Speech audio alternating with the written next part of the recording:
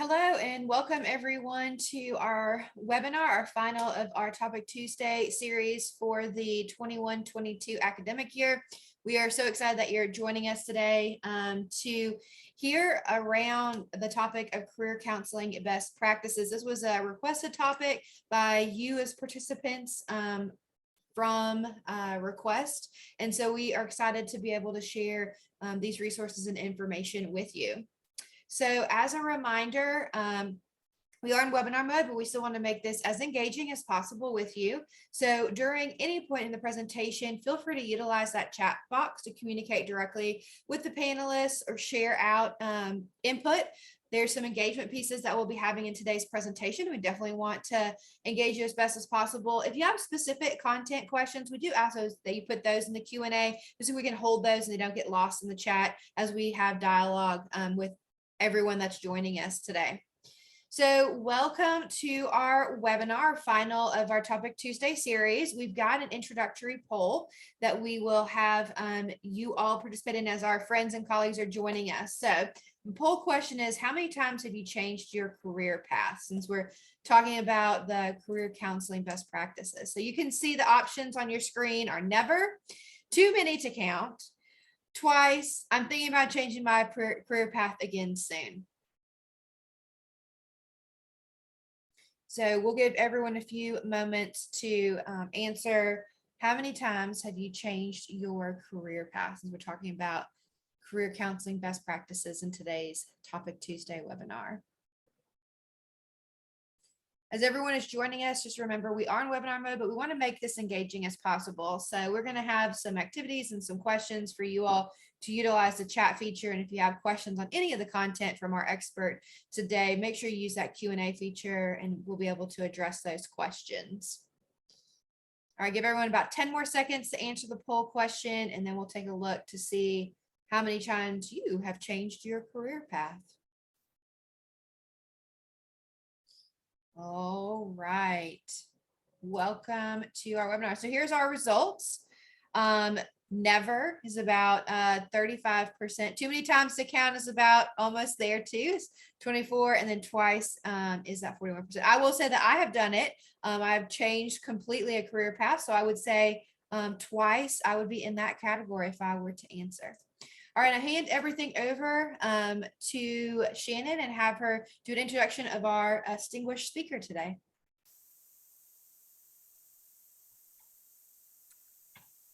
All right, good morning, everyone, and welcome to our webinar. I'm Shannon Grimsley, the Director of State Outreach for the Woodward-Hines Education Foundation and the Get to College program. We are recording today's session and will send a link to anyone who is registered. For those watching the recording, today's date is May 3rd, 2022, and the material in this webinar is current through the 21-22 school year. In today's session, Career Counseling Best Practices, you will hear some practical ideas and exercises to use with your students when helping them with career advice. I will now share a little background on Get to College and a few logistics about the webinar before we get started.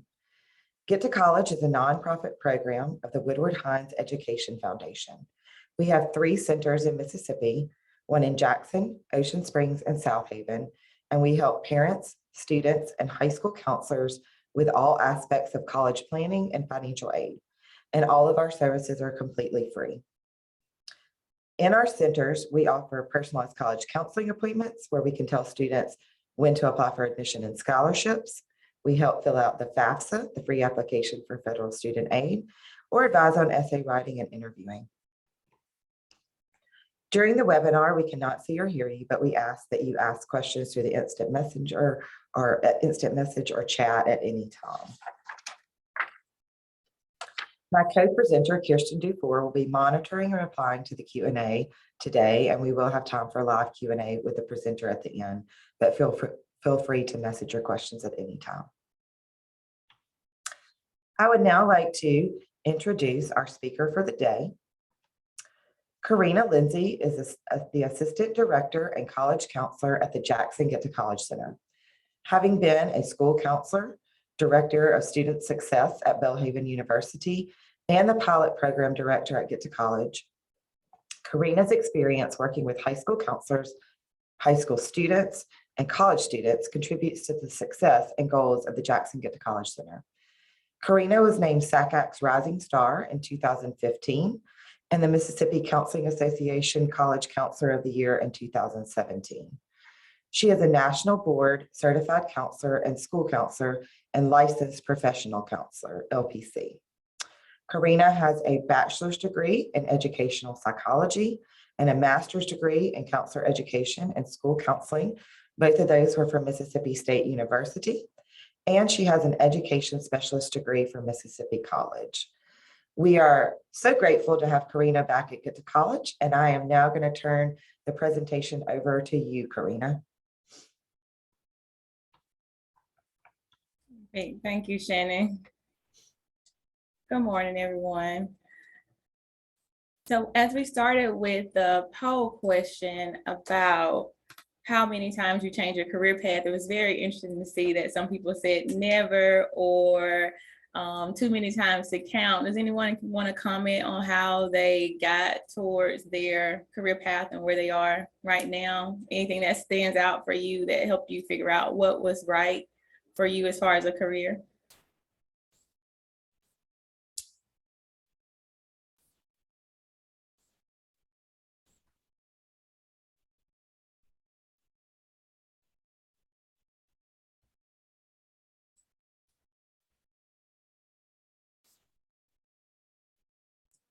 All right, Karina, it doesn't look like we've got any responses in the chat so far, but I will be monitoring just in case people are reflecting and typing those responses to your question.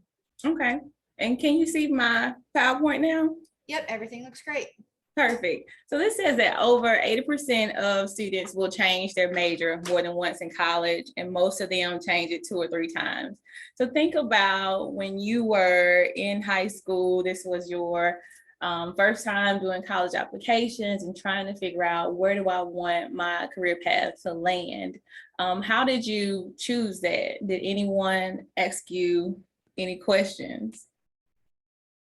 And when I think about my experience, I like to tell students this story because this is how I figured out where I wanted to be and where I wanted my career path to go. When I was in high school, I went to a high school that was for health-related professions.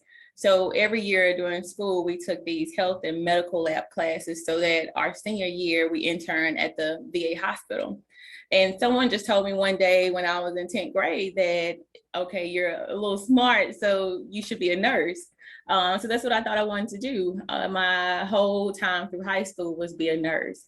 And come to find out, my senior year of high school during this internship program, very first day, I was paired with a nurse, and a little girl came into the center or the room or whatever, and she was sick clearly, and she vomited right there next to me on the floor. And you know, those sympathy vomiters where they do the same thing, and that's what happened to me afterwards with her. So clearly, very first day, I realized that nursing or probably anything health related wouldn't be the best career path for me. So I had to figure out what that was that I wanted to do. And luckily, I was in connection with someone in the Career Center or the Get to College Center where I did a career assessment. So here, when we talk about why students may not accurately know what's the right major or career path for them, sometimes that they may find another major that better fits their interests. So at first, I thought nursing would have been my major, but clearly that wasn't the best interest for me. Or they want to choose something practical. That was the reason why I initially thought about nursing, because it's a practical job where there's always employment options for that career field. But this is the one that stands out for me the most, that no one asked the right questions in the initial admissions intake and career counseling process. No one asked me why did I want to be a nurse or what made me decide to want to do it. So for years, this is something I thought I wanted to do. So my question for you all, or the way to ethically guide students through career counseling, is to follow what we have is these 3 steps of career exploration. And that first one is the most important to me, is self-discovery. Secondly, knowledge and exposure, and then the opportunity to make a plan once you've gone through each of these steps. So together, I would like for us to look at self-discovery, because determining your interests and knowing about yourself is the basis, as I said, of career decision making. So before I kind of get into how you can start helping students figuring out what's the right career path for them, let's go through one assessment that you can easily share with students to help them see what might be the best career option for them. All right, so I'm going to share this interest inventory here with you all. Give me a second.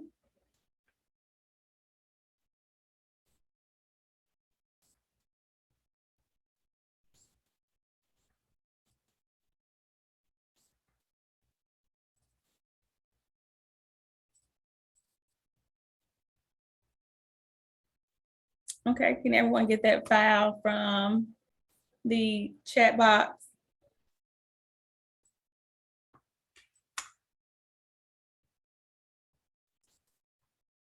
Yes, it looks like people are able to download it, get access to it. Perfect. So this is what I would like you to do. This is a Highlands Code career assessment if you are able to access this one. And one of the reasons I like this PDF document is because it will automatically on its own give you the results. It's not an assessment where the students have to, or you would have to go in and add or count something. So getting to know yourself goes through different columns. And in the first one, I would like for you to choose in the first box, if you are any of these things, can you do any of these things in the second box? And in the third one, do you like to do any of those? And there are 2 pages of this assessment.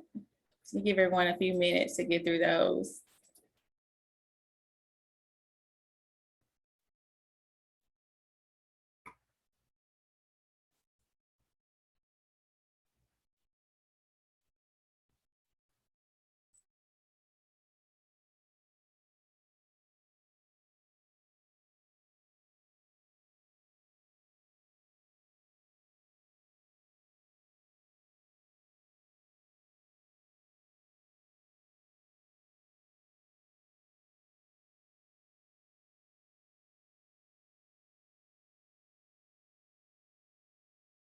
And to get access to this for your students, that PDF document, you can print it, but it wouldn't automatically calculate the results for them, but they could easily add it, or you could just send them that digital document.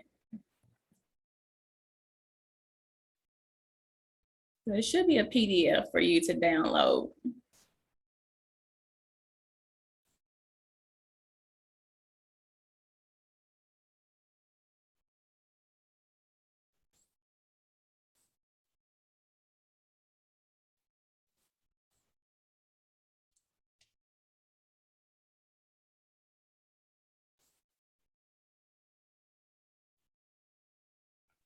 A couple of people are looking for it.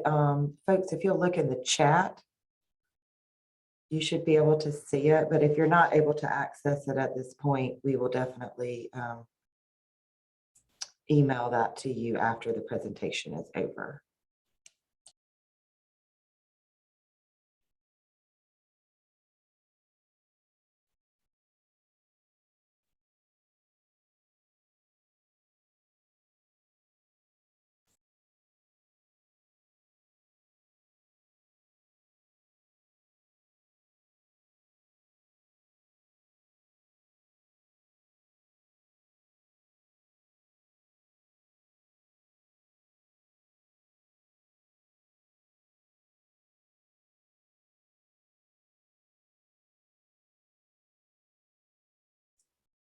Karina, I uploaded a Dropbox just in case our friends are having trouble maybe on their phone, can have access to it. So if you all will see in the chat, I added a Dropbox link for the PDF document if you're on your phone, or maybe you can't get it through the file share within the Zoom chat. So hopefully you can have access to it and take that assessment quickly.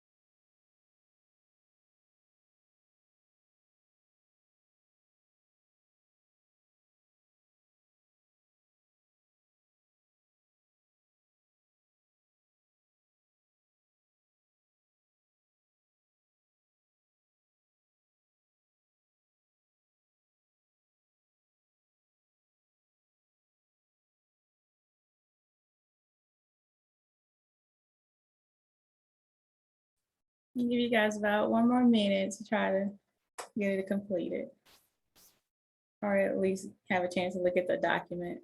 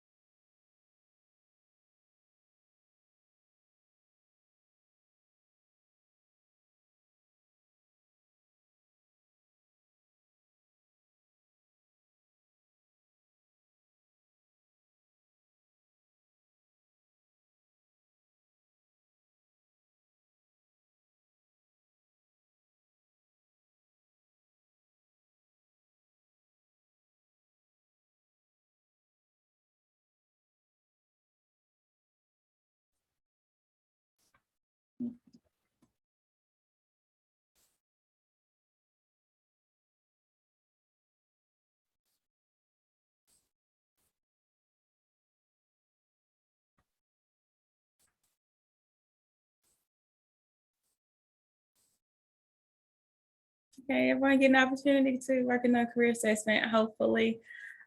So here I have pulled up, I kind of selected some of them, my results. So here's an option to help you or students who may be looking at a career change, get an idea of where their interests might lie. And with this Highland code, what it does is put the assessments into work environments. If I can get this to go to the next slide.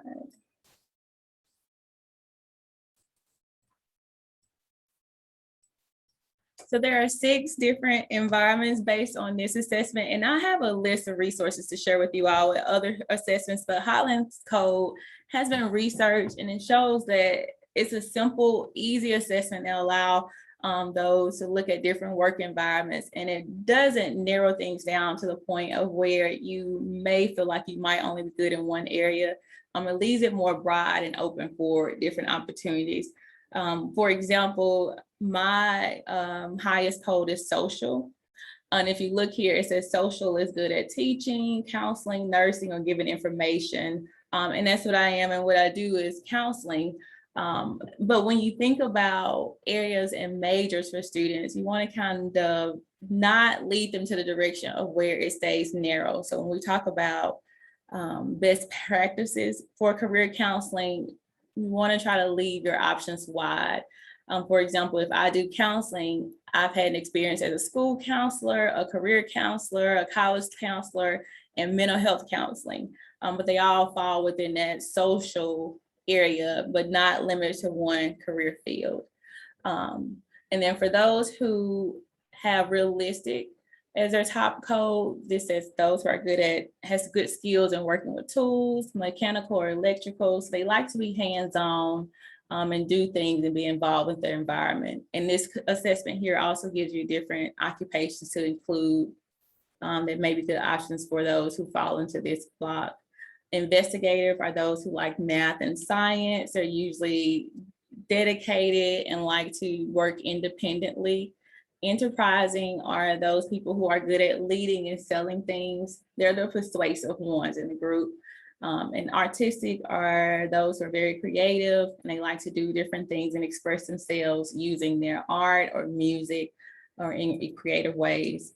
And lastly, you have conventional, and those are people who like systems and like to work with structure and order. Usually those are really good secretaries or accountants and business bookkeeping type of people. And so when you complete this assessment or share it with students as you selected those things that relate to you, it gives them the code and breaks it down here, but it also in this one document gives you careers for each one. So if I said my career path or matching code was social, with this particular document, why I like this one more is because it gives you, or it sorts the careers based on the preparation needed for each one. And in this one, it says little or no preparation. So I could do a short training program, or I might be able to work immediately. And this is for the students who we are advising that may not want to go to school or want to be in school long. So if I'm social, I might actually still like to be a childcare worker and could do that job with little or no preparation. And of course, you can see there's some with some preparation, medium preparation, and extensive preparation where I might have to go to school for a long time. And this helps students realize, well, when you get to the part of planning my goals, how much time or effort do I want to commit towards this career field? So I hope this gave you something to look at where you can share with students or use for those who might not be sure of their career path. And in the box, Kirsten also shared through Dropbox, there's another document. I hope you can find that one where it breaks down majors based on your code. So let's go, because I was talking about social, but it does it for each one. Let me go to social. So if I'm a social person, these are some of the characteristics that I might have, the abilities that I may have, but here are some majors that may be good for me because I fall into that social interest category. So again, if you look here on this one, let's see, up here. It says my interest code is SEA, and it ranks in order from the ones that I had the most matches of. If I look here, SEA, I might be interested in journalism education or individual and family development. So it really can go down narrow for more students, but it does vary. And sometimes they might just find things that match with their top code. But this kind of helps break it down for students who may not be sure about how their type or interest code can relate to an actual major. And it gives you qualities also of that career code. So sometimes if they might think that it doesn't match or does match, it may confirm it or crystallize it for them. But hopefully these two documents are simple things you can share with students that doesn't take a lot of your time with helping them really get that first stage down of figuring out what my interests are. So they're just not out of the dark saying, I want to be a nurse, you know. But hopefully this gives them concrete information or something they can use and actually research to match their career path. And so let's talk about the next one, and that's exposure and knowledge. And so let me get back to my PowerPoint here.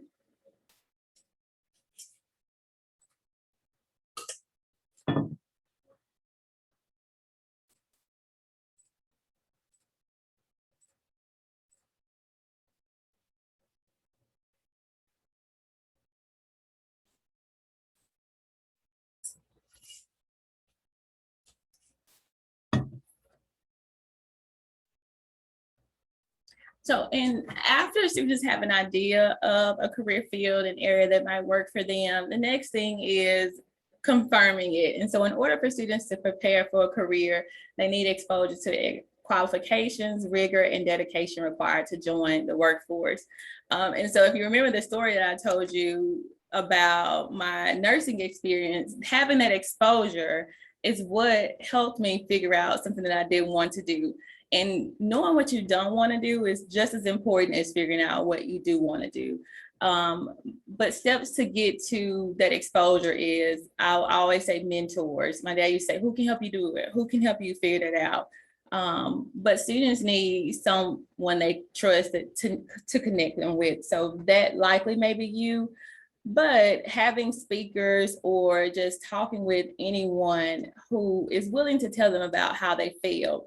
You know, so when I talk with students about saying, all of my life I thought I wanted to be a nurse until my senior year of high school, and I changed it up, they can realize that it's okay to make a mistake or to divert your path. Some of you all say you changed your major more than one time. But there was a reason for that.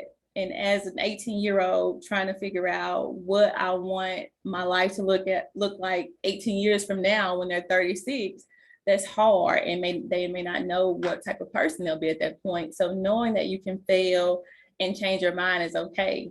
I often don't sway students from saying, you want to have a major and pick the major and stick to the major, but knowing your experiences or having experiences is what helps you finalize those things.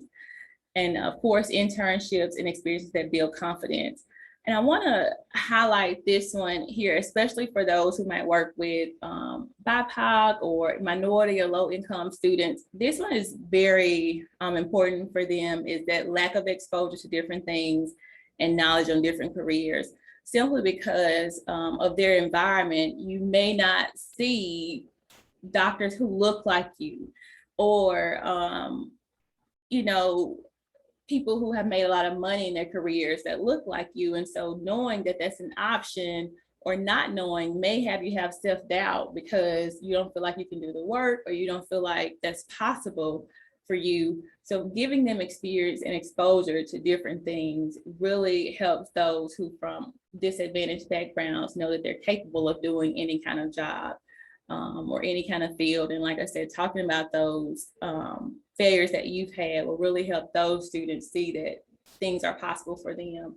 And then lastly, try to create an environment to build ownership and a chance for networking, and learn by doing. And networking is important because it'll give the students an option to say, or to get a job, or to get experience and exposure, or an externship if you know someone who is a dentist and that's what they want to do, that will allow them to come shadow them for a while. But knowing people in that area of where they want to be is important as far as getting exposure and knowledge to confirm your interests to match your career path. Then lastly, helping them make a plan. So once you've found your interests, you've had experience and you've followed someone who is doing that, something that you want to do in that career field, is just making a plan. You want to match that career to your personality and that major, and that will lead to greater success for you and your career and students. So let's talk about best practices in general with working with career counseling for students. You want to try to encourage them to take advantage or take charge of their career path.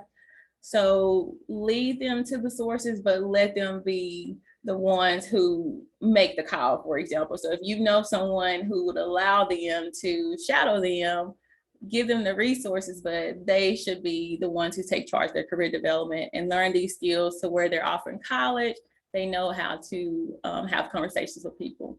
And I also allow students to dream. You know, a lot of times we say you might not be in the NFL or get drafted.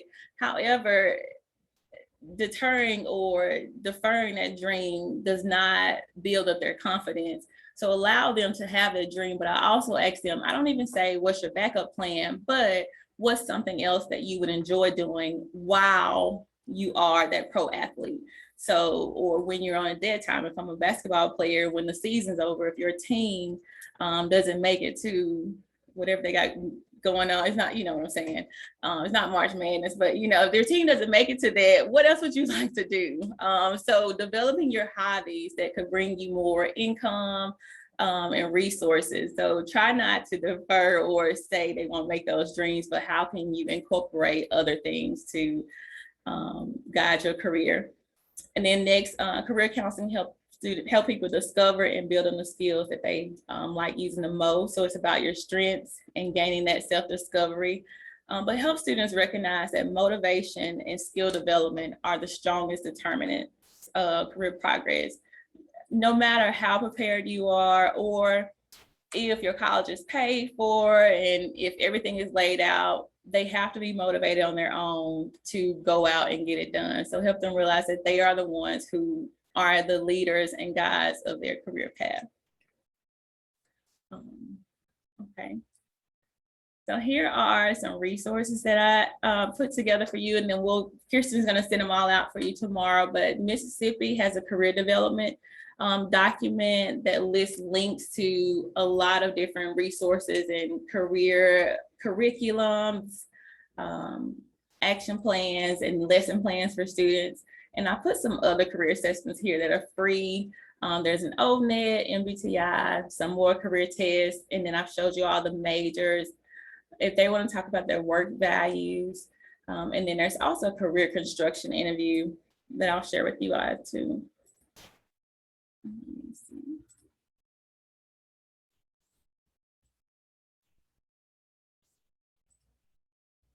And the reason why I like this construction interview is because a lot of times it's just asking the right questions to help them figure out their career path.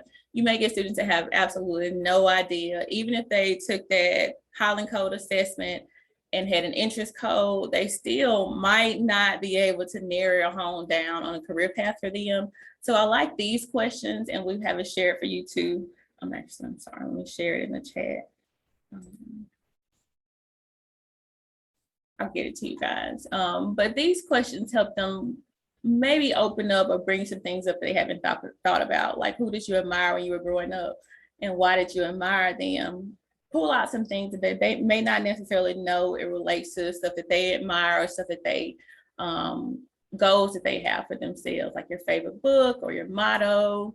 What are things that you're concerned about, and things you like to do in activities. And then let me share these files.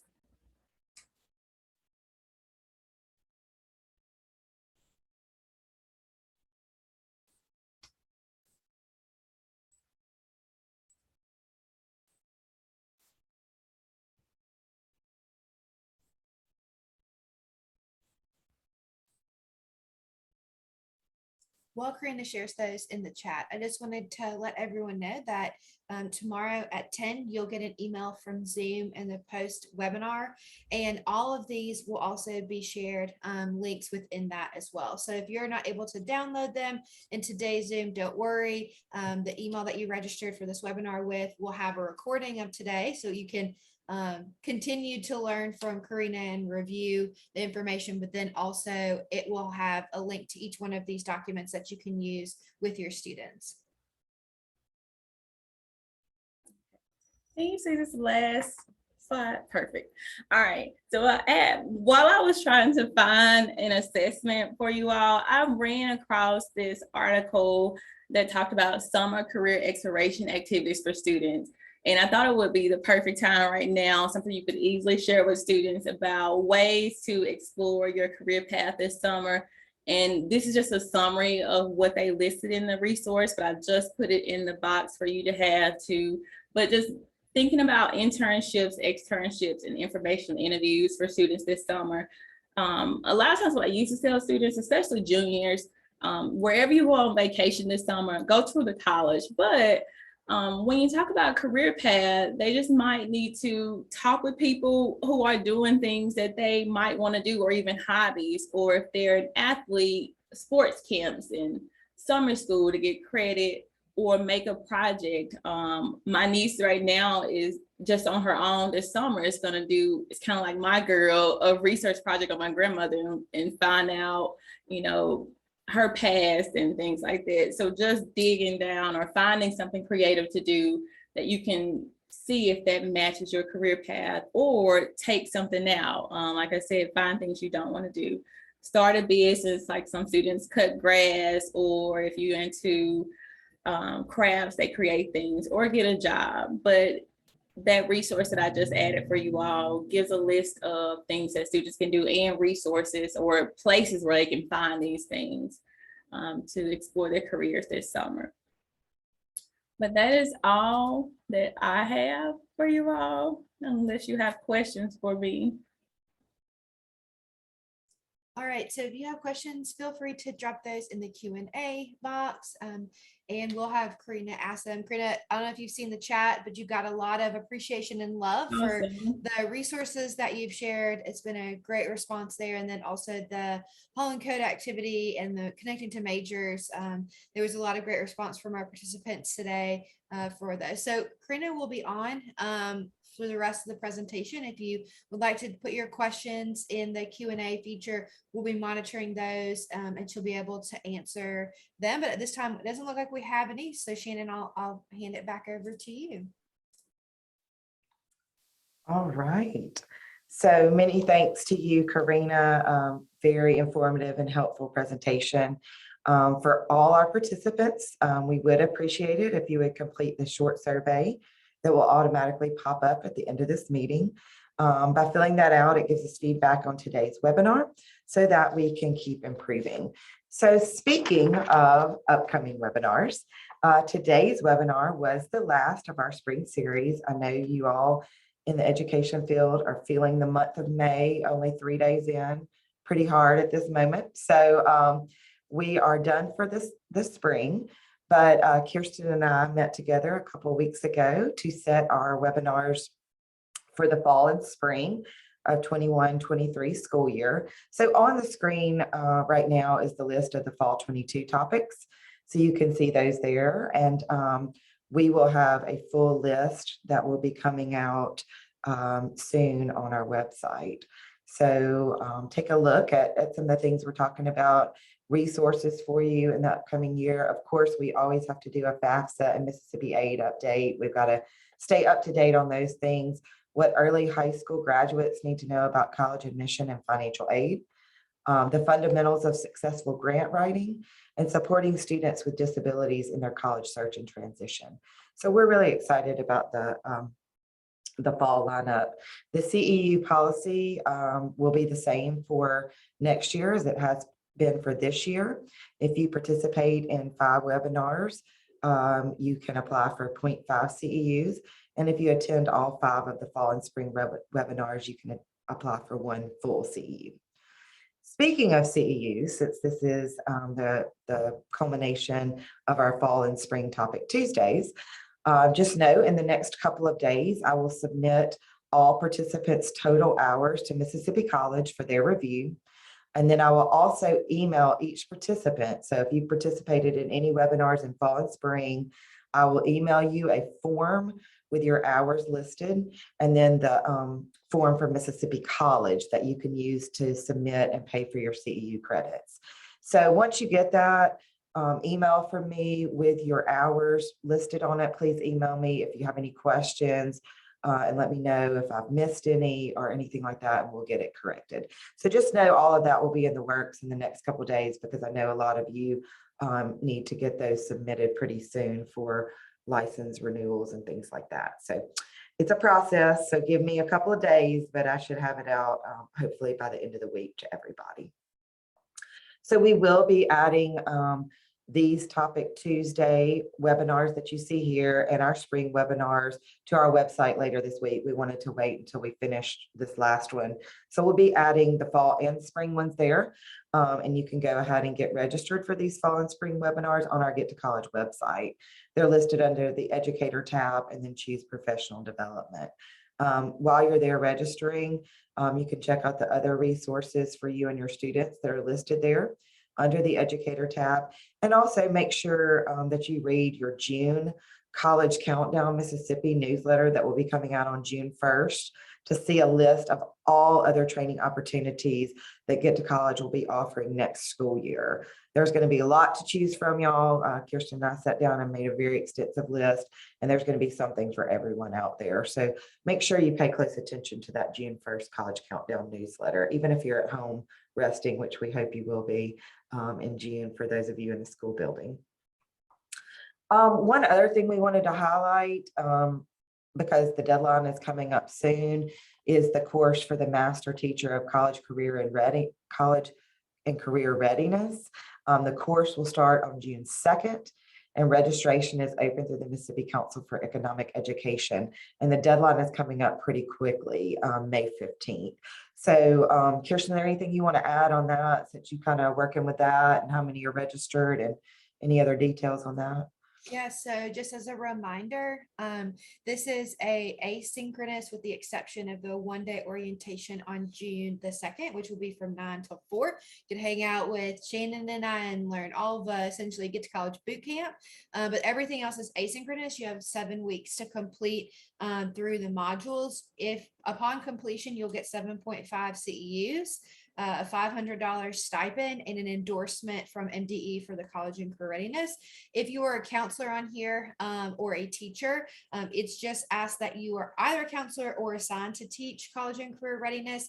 It is through the Mississippi Council for Economic Education. You do have to get your principal to sign a letter for it. And if you have not done any of their master teacher courses, you get the course after you complete it at the end of it. So if you are looking, if you're new to CCR, if you have a new teacher in your school to CCR, someone who hasn't been able to do it in the past through the school year or last summer, I would encourage them to do it because they not only get to experience what the course is like and learn the content, but then they also get the shell of the course in Canvas or whatever LMS that you use handed to you to be ready used for the fall semester. So it's a great place that we would love to have every CCR teacher join that master teacher, get that endorsement and get some free money and a lot of CEUs. Right. Well, yeah, we definitely wanted to highlight that because it's a great opportunity. And like I said, registration's coming up soon.